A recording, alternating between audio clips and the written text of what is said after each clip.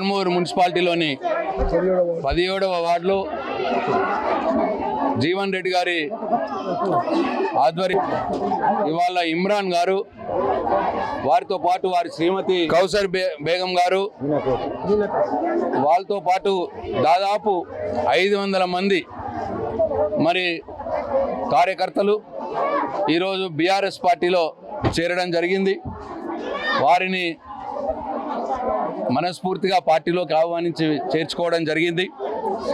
ఇవాళ ఆర్మూరు పట్టణంలోని ప్రతి వార్డులో ఎక్కడ చూసినా ఇదే ఉత్సాహం, సందడి కనిపిస్తూ ఉన్నది.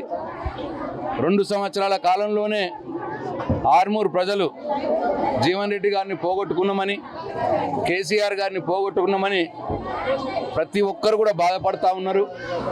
10 సంవత్సరాల కాలంలో ఆర్మూరులో కని విని ఎరగని రీతిలో కేసీఆర్ గారి దయతో, కేటీఆర్ గారి దయతో జీవన్ రెడ్డి గారు అనేక వందల వేల కోట్ల రూపాయలు తీసుకొచ్చి అభివృద్ధి చేసిన సంగతి ఇవాళ ఆర్మూరు పట్టణంలోని వాడవాడన ప్రతి ఒక్కరు కూడా గుర్తు చేసుకుంటా ఉన్నారు.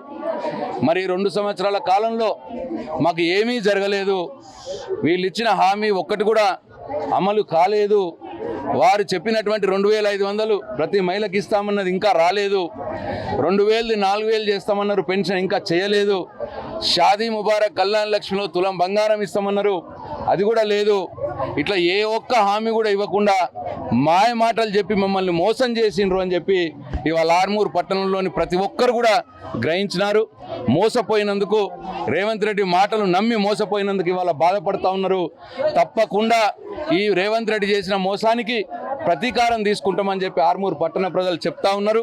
తప్పకుండా ఈ ఎలక్షన్లలో మరి కాంగ్రెస్ పార్టీని చిత్తుగా ఓడించి బీఆర్ఎస్ పార్టీని కారు గుర్తు కోటేసి బీఆర్ఎస్ పార్టీ బలపరిచినటువంటి అభ్యర్థులు, జీవన్ రెడ్డి గారు బలపరిచినటువంటి అభ్యర్థుల్ని మంచి మెజార్టీతో గెలిపించి ఆర్మూరు మున్సిపాలిటీ పైన గులాబీ జెండా ఎగరవేపిస్తామో అని చెప్పి ప్రతి ఒక్కరు కూడా ఇవాళ చెప్తా ఉన్నారు. మొట్టమొదటిగా ఇవాళ 17వ వార్డులో ఏదైతే ఇంత పెద్ద ఎత్తున తరలి రావడం అనంటే మామూలు విషయం కాదు. ప్రజల్లో మరి వాళ్ళు అన్నారు ప్రభుత్వంలో మార్పు తెస్తాము అన్నారు.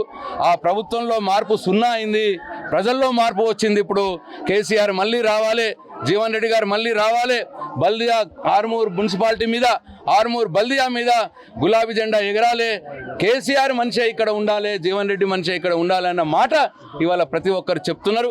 మరి వాళ్ళ పార్టీలో చేరిన అందరికి కూడా హృదయపూర్వకంగా నా ధన్యవాదాలు, కృతజ్ఞతలు తెలియజేస్తూ ఇదే స్ఫూర్తితో ముందుకు పోవాలి, ఎలక్షన్ల చివరి రోజు దానికి కూడా ఇదే ఉత్సాహం ఉండాలని చెప్పి వారిని కోరుకుంటూ సెలవు తీసుకుంటున్నా. జై Telangana. Local to global news at your fingertips. మీ చేతిలో ఒక ఆయుధం. Download Raw TV app. Media legend Ravi Prakash is back.